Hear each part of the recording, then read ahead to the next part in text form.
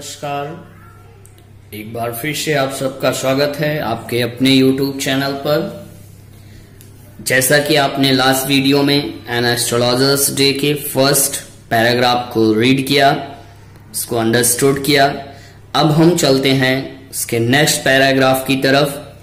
आगे क्या घटनाएं घटती हैं राइटर्स हमें बता रहा है। पैराग्राफ सेकेंड यहां से है, आप देखिए। He had left his village. He means वो व्यक्ति जिसने उस व्यक्ति को चाकू मारा था, कहने का मतलब जो गांव से भागा है व्यक्ति, उसने अपने गांव को छोड़ दिया विदाउट एनी प्रीवियस थॉट, बिना किसी पूर्व विचार के, आर प्लान अथवा योजना के। If he had continued there he would have carried on the work of his forefathers.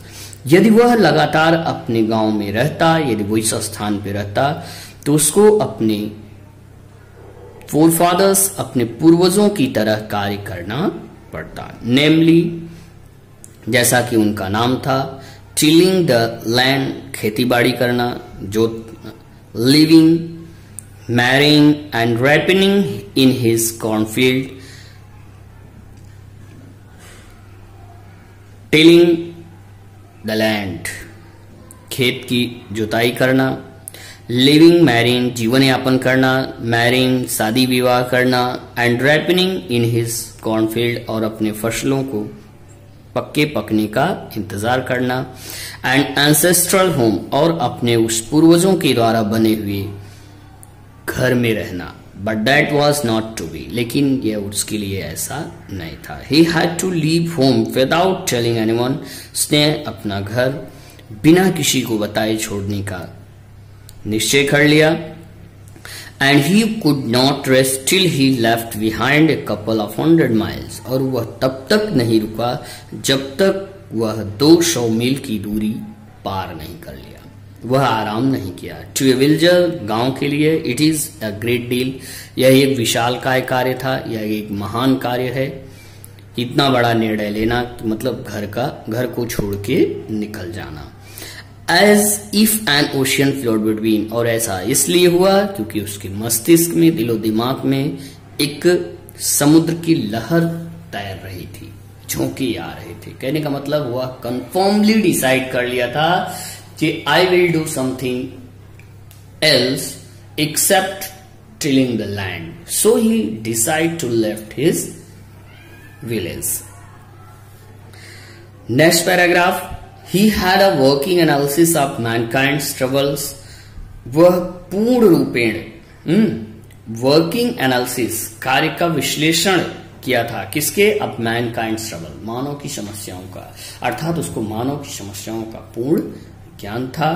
Marriage, शादी, मनी, रुपया, and tangles of human ties, और मानव की वो विसंगतियां। कहने का मतलब उस व्यक्ति को पूर्ण रूपेण यह जानकारी थी कि मानव की जो मूलभूत आवश्यकता है, रोटी, कपड़ा और मकान, वो उसके बारे में विधिवत जानता था। लॉन्ग प्रैक्टिस, लंबे अनुभव के बाद, हैड शार्पेंड हिज परसेप्शन, और उसने अपने उस व्यवसाय को आगे की तरफ बढ़ाया। विद इन 5 मिनट्स, 5 मिनट के अंदर, he understood what was wrong, और वह लोगों को देख करके 5 मिनट के अंदर समझ जाता था कि क्या गलत हुआ। ही चार्ज 3 पाइस, वह चार्ज करता था कितना? 3 पाइस। ही चार्ज 3 पाइस क्वेश्चंस, वह 3 पैसे एक क्वेश्चन का चार्ज करता था। Never open his mouth till the other had spoken, वह कभी भी अपना मुंह तब तक नहीं खोलता था जब तक दूसरा व्यक्ति बोल नहीं देता था। फॉर एटलीस्ट 10 मिनट्स, 10 मिनट तक, which provided him enough stuff for a dozen answers and advices. लगभग उतने 10 मिनट के अंदर उसको लगभग 10 प्रश्नों के उत्तर और सलाह पता चल जाते थे। When he told the person before him, gazing at his palm, जब वह उस व्यक्ति के बारे में कुछ बताता था तो वह उसके हथेली को देखता रहता था। In many ways, you are not getting the fullest result for your efforts. पहला आंसर वो देता था कि तमाम प्रयासों के पश्चात भी आप सफलता की प्राप्ति नहीं कर पाए। 9 out of 10 उनमें से 10 में से 9 were disposed to agree with him, लगभग 10 उनसे सहमत हो जाते थे, उस एस्ट्रोलॉजर्स की बातों से सहमत हो जाते थे। और अथवा ही क्वेश्चन, फिर वह प्रश्न करता था, is there any omen in your family, may be even a distant relative who is not well disposed towards you. अब वह फिर कहता था, क्या आपके परिवार में कोई महिला है, मे बी शायद इवन ए डिस्टेंट रिलेटिव, कोई दूर दराज का आपका सगा संबंधी है, who is not well disposed towards you, जो कि पूर्ण रूपेण आपके साथ नहीं है, वो आपके खिलाफ है। और अथवा he gave an analysis of character, अथवा वह एक ऐसे कैरेक्टर का विश्लेषण करता था, के बारे में विचार करके बताता था, most of your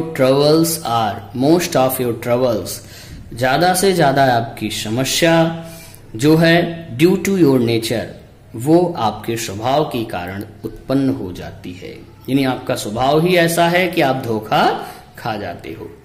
how can you be otherwise with Saturn where he is, किस प्रकार से, how can you be otherwise, दूसरों की तरह से आप कैसे, वेयर ही इज, वो जहां पे है उस कार्य को आप करते हो।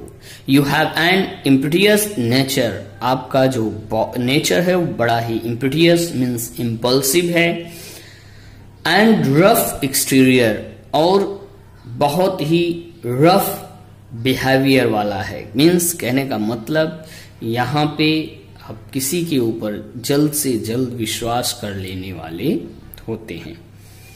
You have an this endeared him to their hearts immediately, जो कि आपके हृदय को वह काफी ज्यादा प्रभावित कर देता है शीघ्र ही। For even the middlest of us loves to think that, जबकि मोस्टली हम सब में बहुत सारे लोग प्रेम करते हैं, to think या सोचते हैं कि he has a forbidding exterior, कि उनके पास वास्तव में जो है आगे है, this endeared him their hearts immediately, और जिसके माध्यम से आप उस व्यक्ति के प्रेम को देख करके पिघल जाते हो और अपने आप को इंडर्ड कर लेते हो, मेड मीन्स लाइकेबल बना लेते हो शीघ्र। और इसके बाद that he has a forwarding exterior, जिससे कि वह आपके साथ क्या करने वाला है या क्या बात करने वाला है या क्या एक्शन लेने वाला है, वह आप पूर्ण रूपेण भूल जाते हो। Next paragraph, the nuts vendor blew out his flare and rose to go home.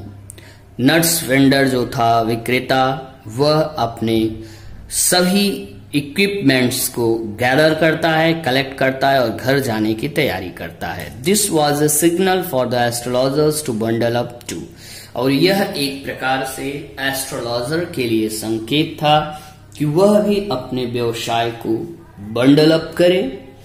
Since it left him in darkness except for a little soft of green lights, यद्यप उस समय अंधेरा हो चुका था और उस डार्कनेस के अतिरिक्त, अंधेरे के अतिरिक्त, for a little soft of green light, एक हरे रंग का प्रकाश, which strayed in front in form somewhere, जो कि कहीं से आ रहा था, वह प्रकाश पड़ रहा था, and touch the ground before him, उसके समक्ष जमीन पर पड़ रहा था।